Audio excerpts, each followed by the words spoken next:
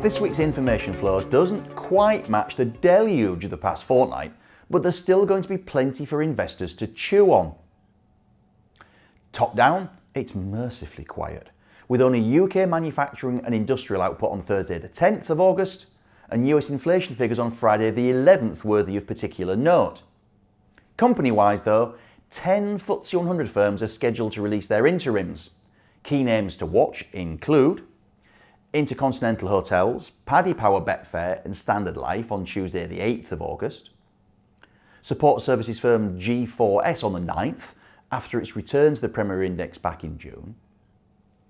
Mining and trading giant Glencore and life insurer Prudential on the 10th.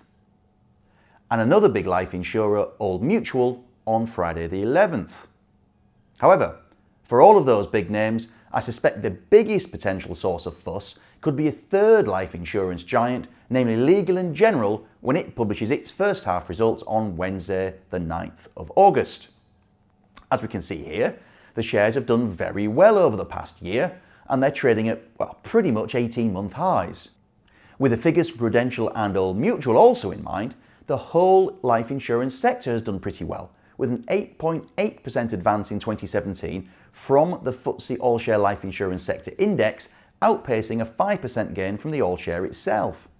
Now, we can't get too carried away, as that gain is enough to rank the sector only 21st out of the 39 groupings which make up the All-Share, but I guess it could be a lot worse. One factor which may be helping the performance is a rise in UK government bond yields, itself prompted by higher inflation and the prospect that the Bank of England may, finally, get around to raising interest rates at some stage. Now remember that Legal & General has got some very big insurance and pension liabilities to cover in the future, and some guaranteed returns from government bonds are one way of making sure that there's enough cash in the kitty.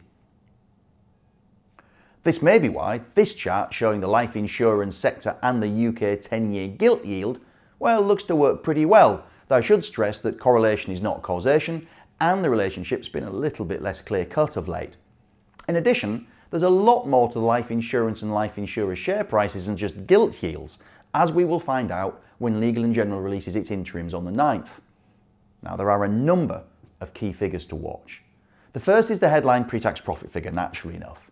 For the whole of 2016, Legal & General made £1.6 billion before tax on an adjusted and stated basis, and analysts are looking for a pretty similar figure for the whole of 2017, as well as flat earnings per share. So that flat figure is pretty much your benchmark for the first half numbers, although I should say that at an analyst meeting in June, Chief Executive Nigel Wilson outlined a target to grow profits as quickly in the next 5 years as the company has in the last 5, and that was a run rate of about 8% a year.